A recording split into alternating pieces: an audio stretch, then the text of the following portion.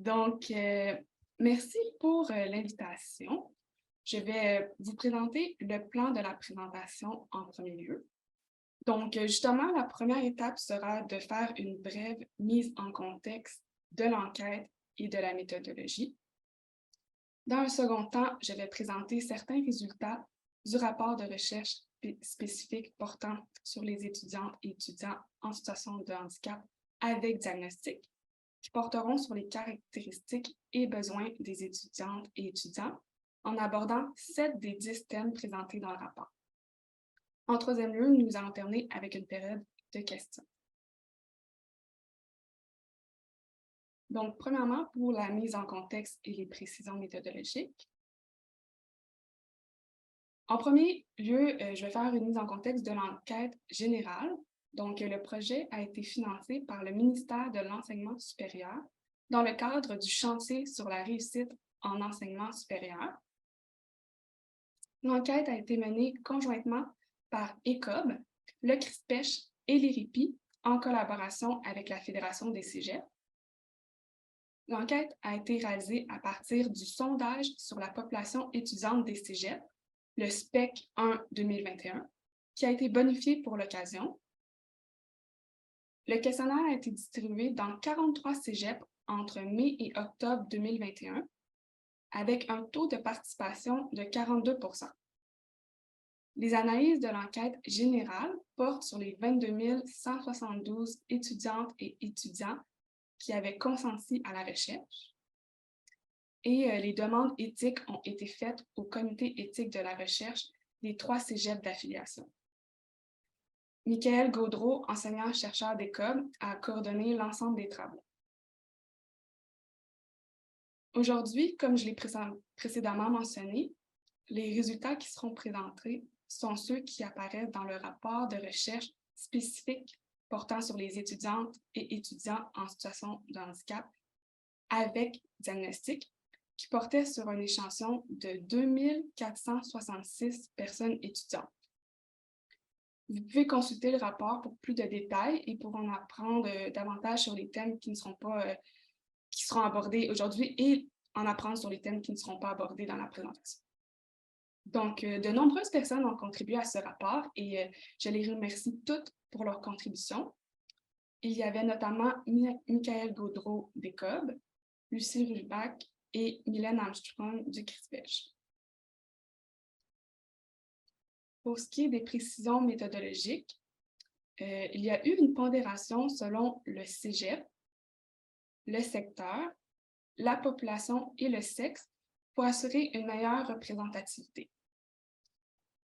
Aussi, un élément qui va être important pour la suite de la présentation est que 2 questions ont permis de former la population étudiante en situation de handicap avec diagnostic parmi l'ensemble des répondants et répondants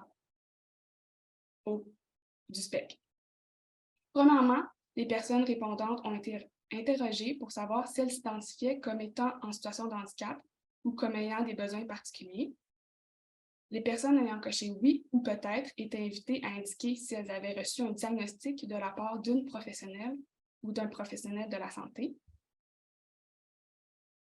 Ce sont donc les personnes qui ont répondu oui ou peut-être à la question sur l'auto-identification et oui à la question de la réception d'un diagnostic qui forment le groupe des étudiantes et étudiants en situation de handicap qui avaient un diagnostic. En fait, les personnes pouvaient avoir plus d'un diagnostic, mais ce groupe rassemble les personnes qui ont mentionné avoir reçu au moins un diagnostic. Aussi, pour raccourcir, à partir de maintenant, je vais parler des personnes étudiantes avec diagnostic, sans répéter de manière systématique en situation de handicap, mais c'est de cela qu'il est question.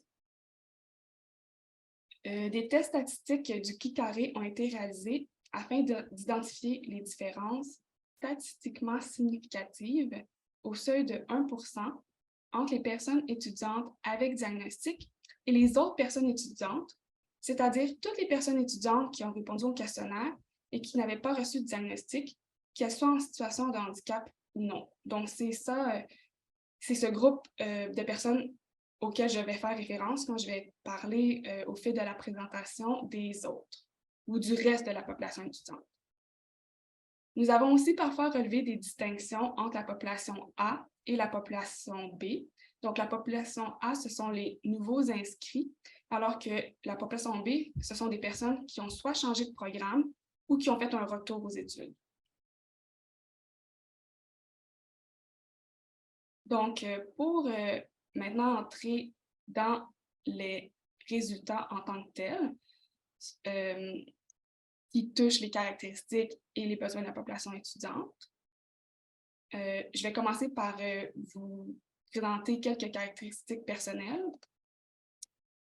Donc, la population étudiante avec diagnostic était davantage féminine que le reste de la population étudiante, comme le démontre le diagramme, étant composée à 61,9% de personnes de sexe féminin, comparativement à 56 % chez le reste de la population étudiante.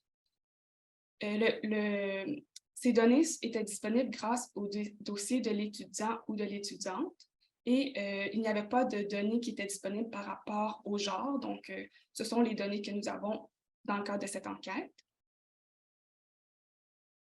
Il est cependant important de mentionner que les personnes de sexe masculin étaient proportionnellement plus nombreuses que celles de sexe féminin à préférer ne pas répondre à la question concernant l'obtention de diagnostic. Donc, ça a peut-être influencé en fait les proportions de personnes des deux sexes qui composent cet échantillon de personnes étudiantes avec diagnostic de cette enquête. En ce qui concerne l'âge de la population étudiante, comme l'illustre la figure, les personnes étudiantes avec diagnostic étaient proportionnellement moins nombreuses que les autres à avoir 17 ans ou moins et proportionnellement plus nombreuses à être plus âgées. Entre autres, plus du tiers de la population étudiante avec diagnostic avait 20 ans ou plus. Les personnes étudiantes avec diagnostic ont donc été proportionnellement plus nombreuses à faire une pause entre l'école secondaire et le cégep, à prendre plus de temps pour terminer leurs études secondaires, à faire un retour aux études ou à commencer à un âge plus avancé un nouveau programme au cégep.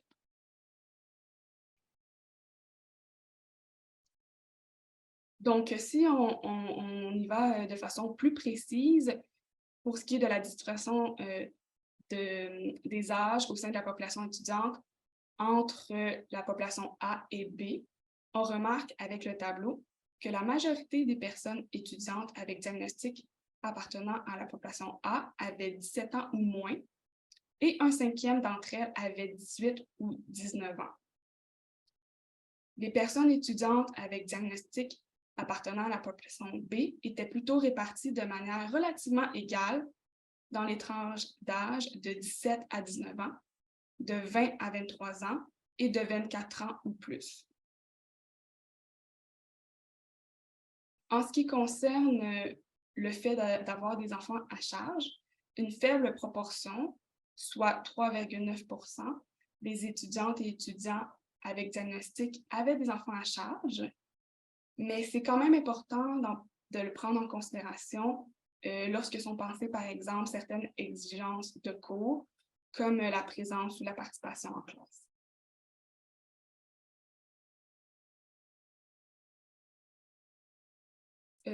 Passons à un second thème, la diversité ethnoculturelle. Donc, la grande majorité des étudiantes et étudiants qui avaient un diagnostic étaient des citoyennes et citoyens canadiens. La majorité était née au Québec et en plus grande proportion que le reste de la population étudiante, comme l'illustre la figure que vous voyez. Les personnes étudiantes avec diagnostic étaient moins souvent nées dans un autre pays que le Canada que les autres personnes étudiantes. La population étudiante avec diagnostic était composée aussi en plus faible proportion que le reste de la population étudiante de personnes immigrantes de première ou de deuxième génération et en plus forte proportion de personnes nées au Canada qui avaient deux parents qui étaient également nés au Canada. Les personnes étudiantes avec diagnostic étaient également proportionnellement moins nombreuses que les autres à considérer faire partie du groupe des minorités visibles. Donc, en fait, L'ensemble de ces données suggère que les personnes nées au Canada, de 2 parents également nés au Canada, sont celles qui détiennent en plus grande proportion un diagnostic à l'arrivée d'un nouveau programme collégial. Cela peut être dû notamment aux nombreux obstacles auxquels sont confrontées certaines personnes immigrantes dans leur démarche pour l'obtention d'un diagnostic, que ce soit les barrières linguistiques, un manque de compréhension du fonctionnement du système de santé du pays d'accueil, ou aussi la discrimination de la part des personnes qui fournissent des soins. Des études démontrent que, de manière générale, les familles immigrantes font face à des délais plus longs pour obtenir un diagnostic et ont plus de difficultés à avoir accès aux services. Les étudiantes et étudiants immigrants seraient donc plus susceptibles que les autres de ne pas encore avoir de diagnostic au collégial et seraient donc possiblement sous-représentés parmi les étudiantes et étudiants collégiaux ayant un diagnostic. Conséquemment, réserver l'accès à certains services et mesures d'accommodement à la population étudiante avec diagnostic pourrait désavantager de manière encore plus importante les personnes étudiantes en situation de handicap issues de l'immigration que le reste de la population étudiante en situation de handicap.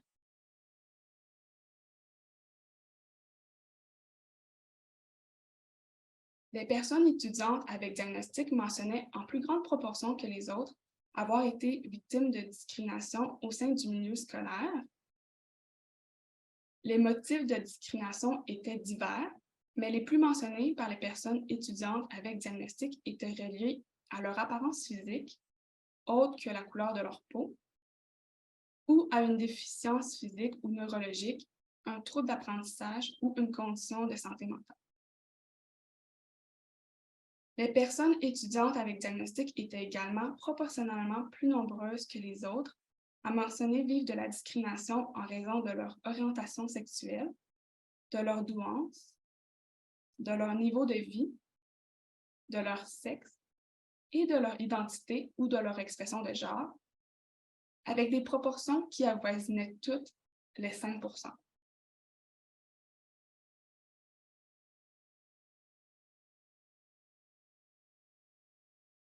Donc, la discrimination ou le traitement injuste peuvent nuire à la motivation des personnes étudiantes à poursuivre leurs études, entraîner une diminution de l'engagement et nuire à la réussite scolaire. Selon la Charte des droits et libertés de la personne, toute personne a le droit à la reconnaissance et à l'exercice en pleine égalité des droits et libertés de la personne, sans distinction, exclusion ou préférence fondée entre autres sur la race, la couleur, le sexe ou l'identité ou l'expression de genre. Dans ce contexte, les cégeps ont la responsabilité de mettre en place diverses initiatives ou divers mécanismes visant à abolir la discrimination et les injustices vécues dans le milieu scolaire. Entre autres, ils peuvent organiser des campagnes d'éducation et de sensibilisation et offrir de manière continue des séances de formation aux personnes étudiantes et aux membres du personnel scolaire, ce qui inclut les gestionnaires, le personnel enseignant et les intervenantes et intervenants psychosociaux. Il est également important de rendre le processus de plainte le moins laborieux possible. Puis, il y a aussi le fait que le personnel scolaire a son rôle à jouer dans la lutte aux discriminations et aux injustices vécues par les personnes étudiantes, notamment en s'efforçant de ne pas lui-même présenter des comportements discriminatoires ou injustes, en adoptant une posture autoréflexive sur ses pratiques et en tentant de repérer ses biais inconscients de manière active et continue.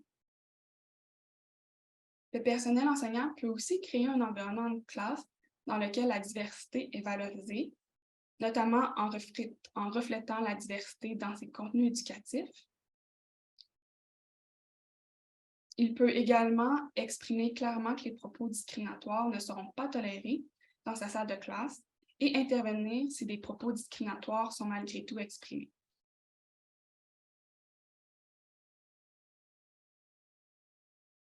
Maintenant, le prochain thème porte sur les défis et besoins liés à la réussite éducative. Donc, plus du 3/4 des personnes étudiantes avec diagnostic ont répondu avoir fait face à au moins un des défis qui avait constitué un obstacle significatif au travail scolaire, comparativement à environ 44% des autres. Les défis en lien avec le travail scolaire ont été mentionnés en plus grande proportion chez la population étudiante avec diagnostic que chez le reste de la population étudiante, comme l'illustre la figure. Les 6 défis de la liste ont été mentionnés par plus du quart des personnes étudiantes avec diagnostic et incluaient, entre autres, le fait d'étudier, retenir des informations comme les consignes d'un exercice, prendre des notes et écrire.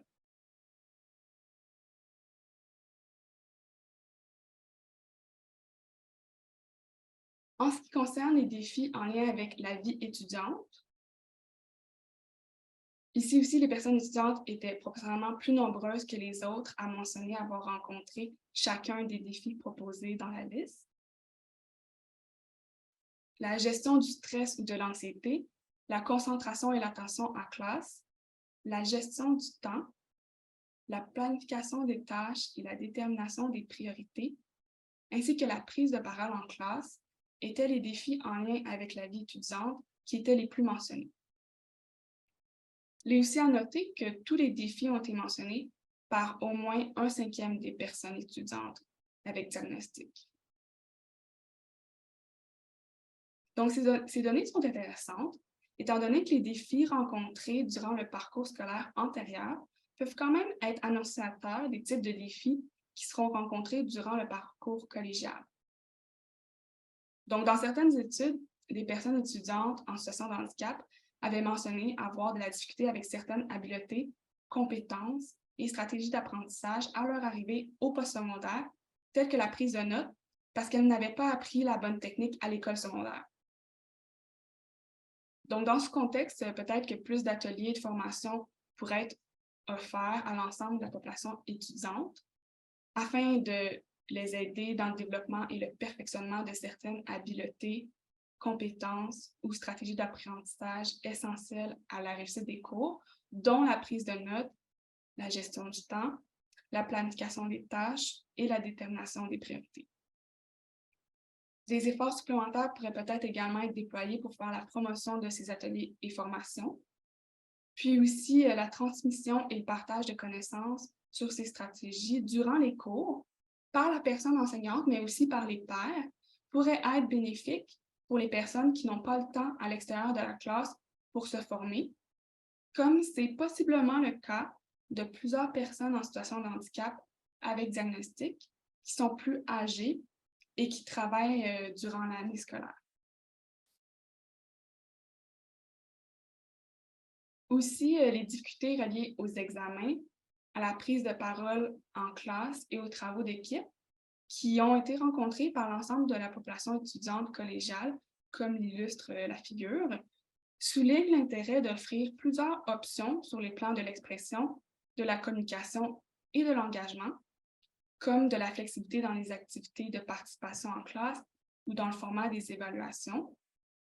Donc, adopter les principes de la pédagogie inclusive serait un moyen de répondre aux besoins variés de toutes les personnes apprenantes. Mais il est important qu'il y ait des ressources qui soient disponibles pour former et accompagner les enseignantes et enseignants dans cette démarche afin de favoriser l'adoption d'une posture et de pratiques inclusives.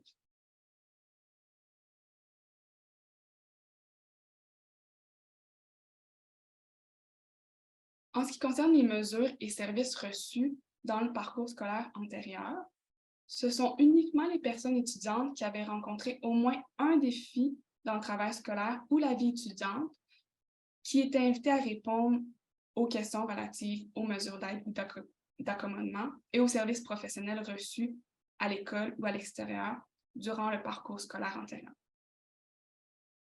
Donc, près de 4/5 des étudiantes et étudiants avec diagnostic avaient utilisé au moins une mesure en lien avec les défis identifiés.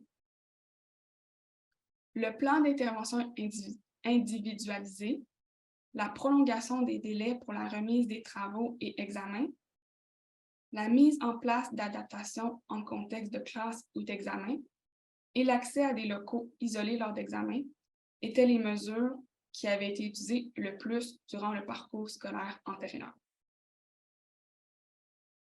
Comme l'illustre la figure, plus du quart des personnes étudiantes avaient reçu des services de psychologues, d'orthopédagogues, de travailleuses et travailleurs sociaux, éducatrices ou d'éducateurs spécialisés pour les défis qu'elles avaient rencontrés, et une plus faible proportion avait aussi reçu les services d'un ou d'une orthophoniste.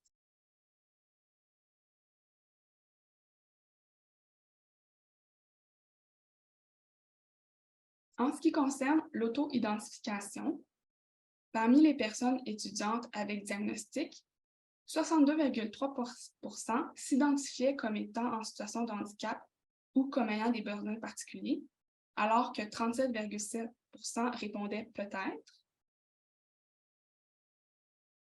Le trouble déficitaire de l'attention avec ou sans hyperactivité, les conditions de santé mentale ou les troubles spécifiques des apprentissages sont les conditions qui ont été nommées en plus grande proportion par les personnes étudiantes avec diagnostic. Il est aussi important de mentionner ici que les termes qui apparaissent dans la figure sont les termes qui étaient dans le questionnaire SPEC 1. Donc, certaines personnes qui vivent avec ces conditions peuvent préférer l'utilisation d'autres termes. Puis, il est aussi important de mentionner que ces données doivent être interprétées avec prudence, étant donné que certaines conditions, par exemple l'autisme, sont fréquemment diagnostiquées à l'âge adulte, encore plus chez les femmes. Les personnes en situation de handicap entament parfois des démarches d'évaluation diagnostique à la suite des difficultés rencontrées aux études postsecondaires.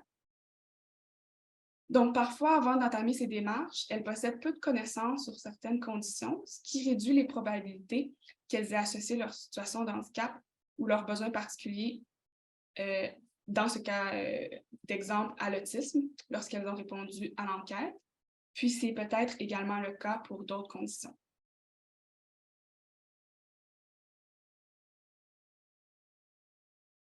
En ce qui concerne les besoins anticipés de services, la grande majorité des personnes étudiantes avec diagnostic prévoyaient qu'elles auraient besoin de services pour les étudiantes et étudiants en situation de handicap lors de la prochaine année collégiale.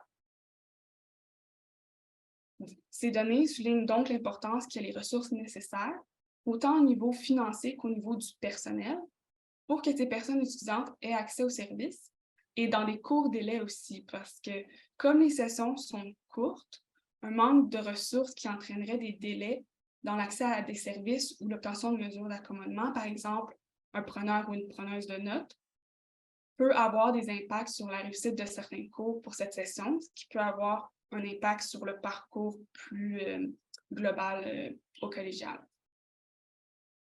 Il y avait quand même 11,2% des personnes étudiantes avec diagnostic qui préféraient ne pas répondre à la question. Puis, les personnes qui avaient répondu non étaient invitées à donner leurs raisons. Puis, certaines personnes étudiantes avec diagnostic mentionnaient notamment que leur gestion actuelle était adéquate, que ce n'était pas nécessaire ou qu'elles voulaient être autonomes. Il est aussi très important de mentionner que près de la moitié, donc 45,5% des étudiantes et étudiants s'identifiant peut-être comme étant en situation de handicap ou comme ayant des besoins particuliers, sans avoir de diagnostic, prévoyaient d'avoir besoin de services pour les étudiantes et étudiants en situation de handicap lors de la prochaine année collégiale. Ces données sont assez marquantes, étant donné que l'accès à certains services ou mesures d'accommodement est restreint dans certains cégeps uniquement aux personnes en situation de handicap qui ont un diagnostic. Pourtant, comme je l'ai précédemment mentionné, certaines personnes en situation de handicap obtiennent leur diagnostic à l'âge adulte et réalisent une portion ou l'entièreté de leurs études postsecondaires sans diagnostic, ce qui les empêche d'avoir accès à certaines mesures d'accommodement dans certains cégeps. Puis, ne pas avoir accès à des services peut avoir des conséquences négatives sur le cheminement scolaire ou au postsecondaire, entraîner des résultats scolaires en dessous de leurs attentes ou en dessous de leurs résultats scolaires au secondaire, ou même mener à l'échec de certains cours ou à l'abandon de certains cours. D'ailleurs, l'enjeu de l'accès aux mesures d'accommodement a été relevé par les personnes étudiantes qui ont répondu au SPEC 1 2021. Donc, je vous invite pour cette portion à consulter le rapport général. Donc, ces personnes interrogées au sujet de la prévision des besoins de services aux étudiantes et étudiants en situation de handicap pour la prochaine année collégiale. Elles étaient invitées à donner leurs raisons lorsqu'elles avaient répondu par la négative. Et des personnes sans diagnostic, donc c'est pourquoi vous devez aller voir le rapport général, donc ce ne sont pas les résultats présentés ici, mais des personnes sans diagnostic ont profité de cette question ouverte pour exprimer que ce n'est pas nécessairement qu'elles ne prévoyaient pas avoir besoin de services pour les étudiantes et étudiants en situation de handicap, mais qu'elles ne pourraient pas y avoir accès en l'absence d'un diagnostic.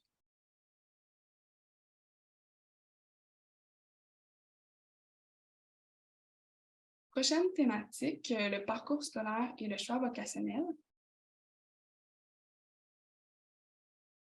La majorité de la population étudiante avec diagnostic étudiait au niveau secondaire, au secteur jeune ou l'équivalent au moment de faire leur demande d'admission. Cette proportion était cependant plus faible que chez le reste de la population étudiante, comme l'illustre la figure. Il est aussi intéressant de mentionner que près d'une personne étudiante sur 5 ayant un diagnostic était sur le marché du travail, à temps plein ou à temps partiel, mais elle n'étudiait pas, ce qui est une proportion plus élevée que chez les autres personnes étudiantes. Cela s'explique probablement en partie par la distribution des âges de la population étudiante avec diagnostic, qui se distinguait du reste de la population étudiante en étant de manière générale plus âgée. Donc, ces données sur l'occupation au moment de faire la demande d'admission suggèrent que les personnes étudiantes avec diagnostic auraient été proportionnellement moins nombreuses que le reste de la population étudiante à faire le passage direct des études secondaires aux études collégiales et auraient été proportionnellement plus nombreuses à interrompre leurs études pour aller travailler et ensuite entamer des études collégiales.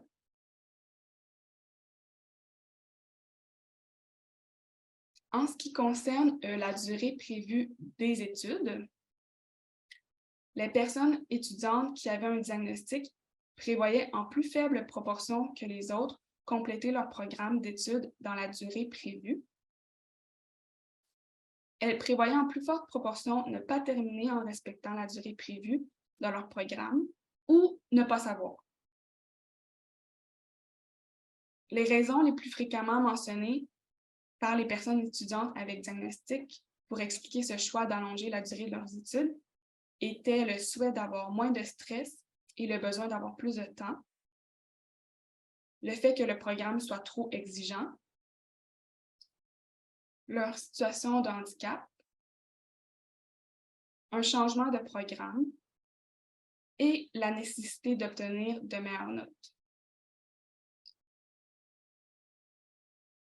Donc, en raison de toutes les raisons mentionnées dans le tableau et le fait que les personnes étudiantes avec diagnostic prévoyaient en plus forte proportion que les autres de ne pas terminer leurs études collégiales en respectant la durée prévue de leur programme, est-ce qu'il serait intéressant de prendre cela en considération lorsque sont choisies les conditions d'admissibilité pour l'obtention de bourses?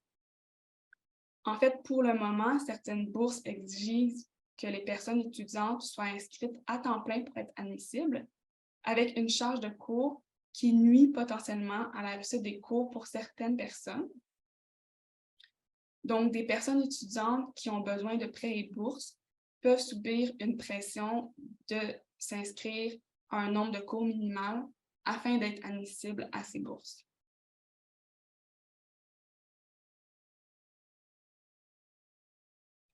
En ce qui concerne le niveau jusqu'auquel les personnes étudiantes avaient l'intention de poursuivre leurs études, plus d'un cinquième des personnes étudiantes avec diagnostic ont mentionné le diplôme d'études collégiales. Près du quart des personnes étudiantes avec diagnostic avaient comme but d'obtenir un diplôme universitaire de premier cycle, que ce soit un certificat universitaire ou un baccalauréat.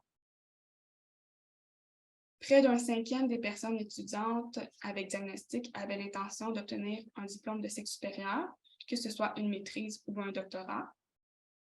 Puis, il y avait aussi plus du tiers des personnes étudiantes avec diagnostic qui ne savaient pas encore jusqu'à quel niveau d'études elles avaient l'intention de suivre leurs études. Puis, globalement, peu importe le niveau, les données permettent de constater que 43,5% des personnes étudiantes avec diagnostic visaient des études universitaires, comparativement à 52,1% des autres personnes étudiantes. Ces données révèlent que les personnes étudiantes avec diagnostic sont quand même nombreuses à avoir comme objectif d'obtenir un ou des diplômes universitaires. Malheureusement, les taux de diplomation des personnes étudiantes en situation de handicap au collège et à l'université sont inférieurs à ceux des personnes qui ne sont pas en situation de handicap. Il semble donc primordial de mettre en place toutes les mesures nécessaires à la réduction des obstacles que rencontrent les personnes en situation de handicap pendant leur parcours scolaire au collégial et à l'université, afin qu'une majorité d'entre elles puissent poursuivre leurs études et obtenir le diplôme souhaité. Maintenant, brièvement, le thème de la motivation à entreprendre les études collégiales. Donc, c'est sommairement pour mentionner que la majorité de la population étudiante avec diagnostic était fortement motivée à réussir ses études, alors que plus des 2 tiers avaient un niveau de motivation élevé ou très élevé. Mais on observe cependant dans la figure que la proportion était légèrement plus faible que chez les autres personnes étudiantes.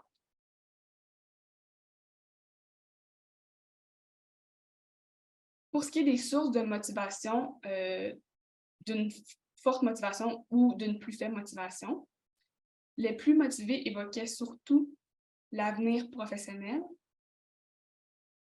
le plaisir d'apprendre, la réussite, les préalables universitaires et l'avenir à long terme.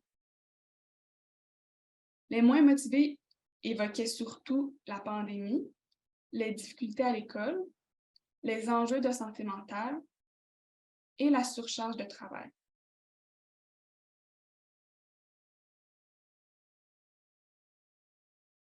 En ce qui concerne la situation au moment de commencer le programme d'études, en premier lieu, la situation résidentielle. Donc, comme l'illustre la figure, la majorité des personnes étudiantes interrogées affirmaient qu'elles allaient habiter chez leurs parents ou leur tutrice ou tuteur durant la semaine pendant leurs études collégiales, mais en moins grande proportion que les autres étudiantes et étudiants. Il est quand même intéressant de relever que les personnes étudiantes avec diagnostic indiquaient en plus grande proportion que les autres qu'elles habiteraient seules, et elles étaient quand même nombreuses à mentionner qu'elles habiteraient de manière indépendante autrement, que ce soit avec leur conjointe ou conjoint ou leurs enfants, ou avec des amis ou d'autres personnes étudiantes.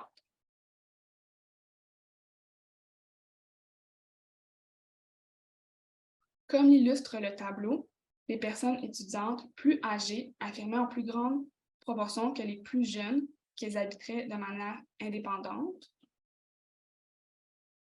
Vivre de manière indépendante est généralement accompagné d'un accroissement des tâches quotidiennes par rapport aux tâches à réaliser lorsque les personnes habitent chez leurs parents, que ce soit les tâches ménagères, la préparation des repas, l'épicerie ou le paiement des comptes. L'ampleur des tâches peut être encore plus élevée pour les personnes qui ont dû déménager à l'extérieur de leur ville natale pour les études, alors qu'elles ont accès à moins de soutien parental pour les aider dans les activités du quotidien. Et l'augmentation des responsabilités de la vie quotidienne reliées au fait de vivre de manière indépendante peut réduire la quantité de temps disponible pour les études, alors que plus de la moitié des étudiantes et étudiants avec diagnostic avaient eu de la difficulté à gérer leur temps lors de leur parcours scolaire antérieur. Il est possible que la gestion du temps soit encore plus complexe avec l'accroissement des responsabilités associées au fait de vivre de manière indépendante. Donc, en ce qui concerne les inquiétudes liées à la COVID-19, les étudiantes et étudiants avec diagnostic étaient proportionnellement plus nombreux à indiquer avoir diverses inquiétudes liées à la COVID-19 que les autres, notamment en ce qui concerne les difficultés engendrées par la formation à distance, le fait de devoir prendre le transport en commun et les difficultés financières liées à la crise sanitaire. Les personnes étudiantes avec diagnostic étaient étaient notamment plus nombreuses que les autres à avoir des inquiétudes financières reliées à la crise sanitaire. Et comme ce sera abordé au thème suivant, elles étaient également proportionnellement plus nombreuses à mentionner qu'elles avaient des inquiétudes financières de manière générale. Une recherche réalisée par l'Observatoire québécois des inégalités auprès des populations moins nanties au sujet du vécu de la pandémie en 2021-2022 souligne que l'insécurité alimentaire était significativement plus importante chez les personnes en situation de handicap, les foyers à faible revenu et les locataires. Donc, il serait important de documenter au fil des prochaines années si leur situation financière s'est améliorée ou s'est stabilisée lorsqu'elles ont eu la possibilité de retrouver un emploi avec la réouverture de plusieurs secteurs d'activité, comme ceux de la restauration, de l'hôtellerie ou du commerce de détail. Étant donné que certaines personnes en situation de handicap sont plus à risque de formes graves ou de complications si elles contractent la COVID-19, elles ont possiblement fait face à des dilemmes déchirants lorsqu'elles ont pu retrouver un emploi rémunéré, mais dans un environnement où toutes les mesures de protection avaient été abolies. Donc, certaines personnes ont peut-être fait le choix de renoncer à un emploi rémunéré afin de protéger leur santé, ce qui a pu les placer dans une situation financière précaire où les inquiétudes financières pouvaient être exacerbées. Des chercheurs ont recueilli ce type de témoignages de la part de personnes en situation de handicap vivant au Canada qui disaient qu'elles ne pouvaient pas avoir un emploi qui soit en présentiel durant la pandémie de COVID-19. Maintenant, l'avant-dernier thème, la situation financière. Donc, les personnes étudiantes avec diagnostic étaient proportionnellement plus nombreuses à avoir des inquiétudes financières que les autres. Comme l'illustre le premier tableau, plus l'âge des étudiantes et étudiants était avancé, plus les inquiétudes financières étaient présentes. Comme l'illustre le second tableau, les personnes avec diagnostic qui pouvaient habiter de manière indépendante durant la semaine étaient proportionnellement plus nombreuses à avoir des inquiétudes financières que celles qui allaient habiter chez leurs parents, des personnes tutrices ou d'autres membres de leur famille.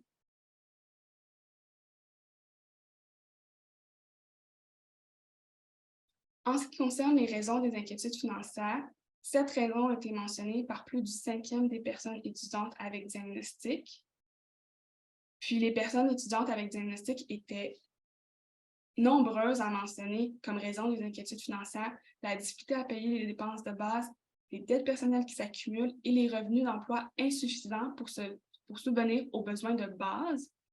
Donc, ces inquiétudes et les fortes proportions sont assez préoccupantes.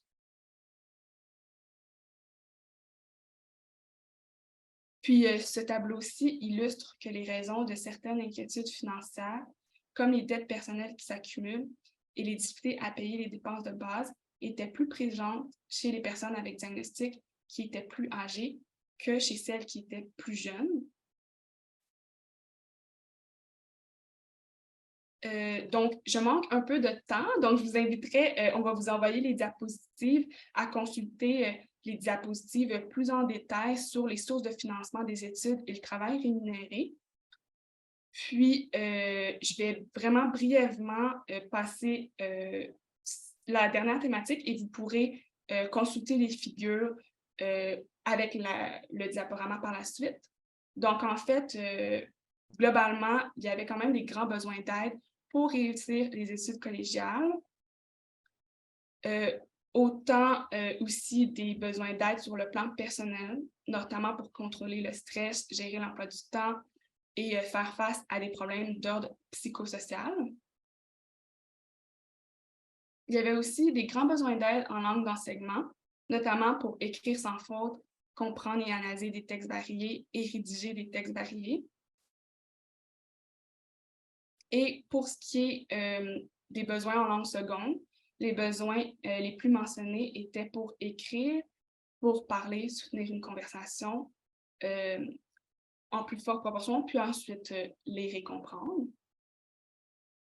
Et finalement, en ce qui concerne l'utilisation anticipée des services lors de la prochaine année collégiale, on constate que les services de la bibliothèque, l'aide à la réussite ou le service de tutorat et le soutien psychologique étaient très, très recherchés. Et encore le besoin de recourir à des prêts et bourses qui étaient mentionnés. Donc, dans ce contexte, en fait, dans un contexte de pénurie de personnel, cela peut avoir des impacts sur les services qui sont offerts, alors que lors de l'année 2022-2023, 14 cégeps n'avaient aucun psychologue. Il devient donc de plus en plus essentiel et urgent de déployer à grande échelle des solutions pour combler cette pénurie de main-d'œuvre. Et voilà. Merci beaucoup. Merci à toi, Marie-Lou, pour cette présentation. Donc, ça va clôturer la période de présentation et on va en profiter pour ouvrir la période de questions. Donc, il y a déjà plusieurs personnes qui nous ont signalé leur intérêt à poser des questions. S'il y en a d'autres qui émergent, n'hésitez pas à les écrire soit dans le clavardage, à nous faire signe ou à lever la main avec votre petite main. Donc, je vais y aller par ordre de priorité. Alors, première question, Marie-Lou. Donc, je pense que tu as répondu en cours de route, mais il y avait une personne qui demandait si l'étude incluait les personnes avec une dyslexie ou un déficit d'attention ou seulement avec un handicap physique. Oui, non, c'est ça, dans la figure que l'on voit, effectivement, ça incluait aussi ces conditions-là. Ce n'était pas seulement des handicaps physiques. Très bonne question. Merci. Autre question, la personne qui demandait, est-ce que les étudiants et les étudiantes, de quel programme collégial elles venaient? Oui, autre excellente question. Donc, les résultats que je vous ai présentés aujourd'hui étaient vraiment divisés selon le fait que ce soit des personnes étudiantes avec diagnostic versus les autres, donc tout programme confondu. Mais il y avait plusieurs rapports qui ont été réalisés dans le cadre de cette enquête par d'autres collègues et il y a des rapports qui existent sur les personnes inscrites en sciences humaines versus les personnes inscrites dans les autres programmes. Il y a différents groupes qui ont été créés comme ça, puis il y a des comparaisons qui sont différentes. Mais dans le cas de ce rapport, en fait, c'était peu importe le programme, c'est ce que je vous ai présenté. Merci. Donc, on a une question de Françoise Roinjard qui demande « Votre travail de recherche a-t-il été ou sera-t-il publié dans une revue spécialisée ?» Donc, qui revient un petit peu aussi à la question de Pascal Chanou, où peut-on accéder au rapport? OK, génial. Donc, je pense que j'ai vu une notification que quelqu'un a mis un lien. Donc, effectivement, le rapport est disponible sur le site web du CRISPECH. Il est aussi possible d'avoir accès à l'ensemble des rapports qui vont être publiés dans le cadre de cette enquête sur le site web d'ECOB. Et pour ce qui est de publier dans des revues spécialisées, c'est pas encore prévu, mais c'est possible que ce le soit éventuellement. Parfait. On a une autre question de Pascal Grenier. Donc, Pascal Grenier qui nous demande « A-t-on des données nous renseignant sur la proportion des étudiants et étudiantes avec diagnostic dans les programmes techniques par rapport aux programmes préuniversitaires? » Excellente question. En fait, oui, c'est vrai que dans le rapport, vous allez pouvoir voir, c'est une des thématiques que je n'ai pas abordées, les personnes qui ont répondu au questionnaire, elles étaient inscrites dans quel programme? Puis, en fait, on a la famille de programmes, on a le secteur d'études. Donc, il y a quand même un détail. C'est une section, quand même, c'est ça, excusez-moi, qui entre en détail sur la question. Puis, donc, je vous inviterai à aller consulter le rapport. Donc, on va en fait avoir l'information personne étudiante avec diagnostic comparativement aux autres. Là. On a toujours cette limite-là que ce qu'on vous présente dans le rapport, c'est avec diagnostic, ce ne sont pas toutes les personnes en situation de handicap. Merci. Donc, on a une question de Joël Coriolan, donc, qui va prendre le micro pour poser sa question. Je lui laisse la parole. Merci, Pauline. Bonjour tout le monde. Oui, il y a une question, mais je voulais faire quelques commentaires. Merci beaucoup, Marie-Lou, pour ton travail. C'est très, très intéressant. Moi, je suis une adulte. Ça fait longtemps que j'ai terminé le cégep, mais c'est à l'âge adulte que j'ai su que je suis une personne autiste. Et c'est aussi en prenant un cours au cégep que j'ai connu les mesures d'adaptation. Alors, c'est quand même pas si pire. Mais j'avais déjà fait mon bac et puis tout de peine et misère antérieurement. Ce que je voulais dire, c'est que je remarque dans tout ce qui a été dit, puis qu'est-ce que j'ai déjà entendu ou bien personnellement vécu, c'est que je suis en train de me poser comme question, est-ce que le problème se situe parce que les professeurs ou bien le groupe d'enseignants, bien peu importe les personnes en service adapté, je ne dirais pas qu'elles ne font pas un bon travail, pas du tout. Je pense que c'est les mesures qui sont offertes. Mais est-ce que les mesures, elles répondent réellement aux besoins des personnes à qui on les offre? Ou bien si ce n'est pas parce que le niveau, comment je peux vous expliquer ça? C'est comme si le langage, comme moi, pour moi, pour une personne autiste, le langage, est-ce qu'il est réellement approprié par rapport à ma structure de pensée quand je suis en cours? Alors, j'ai comme l'impression qu'il y aura toujours cette forme de problématique. J'ai pas vraiment l'impression que c'est la faute des profs qui veulent pas. Oui, il y en a, oui, c'est vrai. Mais peut-être des fois, ils peuvent être tannés parce qu'ils ont comme l'impression, mon Dieu, des mesures, puis ça marche jamais. Puis je suis en train de me demander, c'est quoi le réel problème? Si c'est vraiment les mesures qui sont offertes. Moi, je les ai presque toutes faites là, ces dernières années, juste pour tester par rapport à mes 2 enfants qui finiront par aller sûrement au cégep à l'université, pour être sûre et certaine de bien les enligner. Et puis, ce que je remarque, c'est qu'il faut tellement très bien se connaître pour être capable d'avoir les bonnes mesures. Pas nécessairement parce que leur taux te dit quelque chose que ça va être bon. Il faut que la personne se connaisse assez pour être capable d'avoir la bonne mesure. En tout cas, c'est ce que j'ai beaucoup expérimenté, puis je pourrais vous dire, j'ai fait le tour parce que j'étudie tout le temps. Alors, c'est ça. Merci. Alors, c'est ça. Moi, ma question, c'est vraiment la base du problème. Est-ce que c'est réellement les accommodements ou bien si c'est pas plutôt les programmes qui sont réellement pas adaptés aux personnes qui vivent avec des défis? Merci beaucoup, Joël, pour votre question. Est-ce que tu aurais quelque chose à répondre à ça, Marie-Lou? En fait, c'est une grande question, donc j'ai pas nécessairement de réponse, mais par contre, ce qui était intéressant que vous avez mentionné, puis j'ai pas eu le temps parce qu'à la fin, j'ai manqué de temps, mais ce qui est un élément, par contre, qui est un peu en lien avec ce que vous dites de réellement se connaître, c'est quand même que les personnes en situation de handicap, notamment les personnes en situation de handicap invisible, observent parfois que les différents professionnels et professionnels, des cégeps ou des universités connaissent peu leurs conditions. Donc, parfois, ça affecte justement les services qui leur sont offerts. Donc, je pense que quand même, à cet égard, beaucoup de formations à faire. et que ce soit les professionnels, mais ça peut être aussi les personnes qui offrent, par exemple, les services de la bibliothèque, les services dans les laboratoires informatiques. Donc, il y aurait aussi, je pense, beaucoup de formations à faire à cet égard, mais voilà. Merci, Marie-Lou.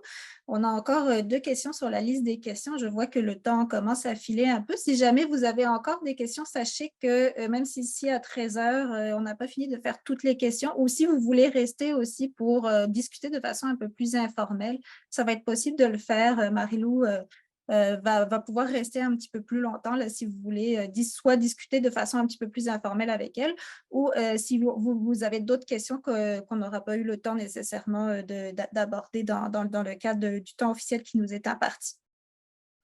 Donc, je vais passer à la question suivante, question de Pascal Chanou, qui nous demande est-ce que les cégeps font les démarches pour supprimer le diagnostic comme condition d'accès aux services adaptés? Je ne sais pas tous les détails de ça, mais je pense que j'ai entendu des échos que c'était quand même, ça faisait partie de discussions, je pense. Puis, il y a aussi le fait qu'en fait, certains cégeps utilisent parfois d'autres enveloppes pour quand même offrir certains services ou peut-être même dans certains cas des mesures d'accommodement, même aux personnes qui n'ont pas de diagnostic. Donc, je pense que pour le moment, c'est très variable entre les cégeps parce que certains cégeps utilisent comme d'autres moyens pour pouvoir offrir ça, mais le problème, c'est que pour le moment, ce n'est pas accessible partout. Et donc, voilà. Merci, Marie-Lou. Maintenant, on avait Guylaine Cataford qui voulait poser une question. Bonjour Marie-Lou et bonjour à tous. Tout d'abord, Marie-Lou, je trouve que c'est une superbe présentation. C'est très convivial, c'est très aussi facile à comprendre. Donc, je te donne un gros chapeau pour cette belle recherche. Je voulais aussi mentionner que moi, je suis une personne avec une déficience visuelle. J'ai fait des études universitaires, j'ai découvert les services parce que j'ai pas eu un diagnostic dès l'enfance, là, mais même si on savait très bien que j'avais un problème qui était inné.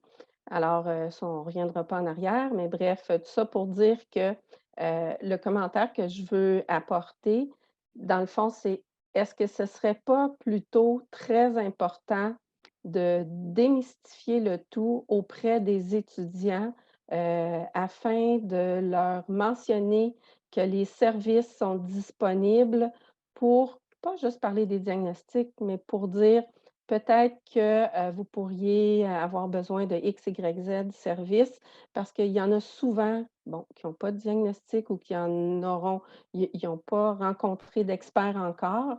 Alors, je pense que c'est d'un peu de faire valoir ces services-là. Peut-être qu'en 2023, c'est, beaucoup plus, promu que dans mon temps, mais je crois que moi, c'est quelque chose que si j'avais plus connu, même si, je n'avais pas un diagnostic encore établi à cette époque-là, peut-être que j'aurais, fait des démarches, au préalable. Fait que c'est un petit peu le point que je veux apporter, que je crois que plus on promouvoit les services et on dit que ça peut s'appliquer, dans tel ou tel, aspect des études, je pense que ça irait chercher beaucoup, de gens qui pourraient en bénéficier parce que c'est souvent ce qui se passe. Moi, je travaille en réadaptation dans le réseau de la santé et puis, sincèrement, il y a beaucoup de gens qui vont pas chercher des services de réadaptation. On va chercher un infime pourcentage de la population qui pourrait en bénéficier, même si ces services sont gratuits. Alors voilà. C'est super intéressant. Puis brièvement, avant que. Ben, Pauline, veux-tu clore, puis je répondrai Non, après? non, non, ben, en fait, c'est ça, je voulais savoir si tu voulais réagir à ça. Oui, bien, brièvement, effectivement, la connaissance des services, c'est quelque chose qui pourrait être amélioré en faisant la promotion parce que notamment des étudiants étudiantes internationaux, des personnes qui étudient peut-être, je ne sais pas, qui viennent de notre province parfois, connaissent moins les services parce que les services, l'offre de services peut différer entre les provinces ou entre les pays. Donc effectivement, c'est un enjeu, le fait de ne pas connaître les services qui sont accessibles. Donc ça serait super intéressant. Mais par contre, il faudrait s'assurer d'avoir les ressources nécessaires, autant au niveau financier qu'au niveau du personnel, pour pouvoir répondre peut-être à cette augmentation des personnes qui auraient recours à ces services, alors que pour le moment, pour certains services, comme je l'ai mentionné, pour les psychologues, il y a déjà un manque de personnel. Donc, en fait, je pense que c'est super pertinent, mais je pense qu'en parallèle, il faut vraiment mettre des efforts pour essayer de régler un petit peu cet enjeu de pénurie de personnel. Ouais. Je pense qu'il pourrait y avoir même un lien qui pourrait être fait avec le réseau de la santé parce qu'il y a du soutien qui peuvent être apportés par les personnels, comme vous avez dit, là, tout ce qui est social. Alors, il y aurait peut-être des liens à établir entre le niveau des études, là, collégiales, universitaires et autres, puis le niveau soit de réadaptation ou CLSC, peu importe. Donc voilà, merci beaucoup. Merci beaucoup, Guylaine, pour cette intervention. Malheureusement, il est déjà passé 13 heures, donc on ne va pas pouvoir passer à d'autres questions. Je sais qu'il restait une ou deux questions, commentaires dans le clavardage, mais si vous avez un petit peu de temps qui vous reste, je vous invite à rester pour continuer à parler à Marie-Lou. Avant ça, je vais clôturer officiellement l'événement. Donc, je voudrais partager une dernière fois mon écran avec vous pour vous parler de la prochaine mini-conférence. Donc, laissez-moi juste le temps de partager mon écran. Prochaine conférence, je disais, donc, qui aura lieu le premier mercredi d'avril, donc qui est le 5 avril.